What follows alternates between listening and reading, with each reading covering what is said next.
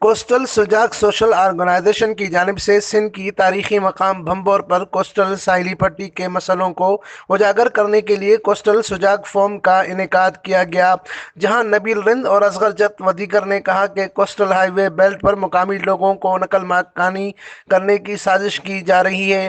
یہاں درجنوں کی تعداد میں بجلی گھر بنے ہوئے ہیں، مگر مقامی مزدوروں کے لیے وہ جگہ نو گو ایریا بنا دی گئی ہے۔ یہاں کے لوگوں سے تعلیم کا حق بھی چھینا جا رہا ہے۔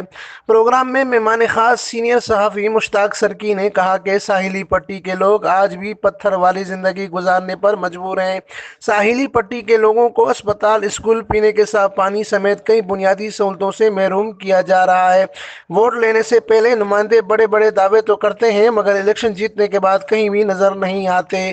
جہاں کمپنیاں لگائی جاتی ہیں، وہاں مل انتظامیہ کی جانب سے اسکول، اسپتال، پینے کے صاف پانی سمیت دیگر سہولیات مہیا کی جاتی ہیں، مگر یہاں کی نام نہاد کمپنیاں سرمایہ دار اور اپنی بدمعاشی کی بنا پر کوئی سہولیات مہیا نہیں کرتی، جو یہاں کی عوام کے ساتھ سراسر ناانصافی ہے۔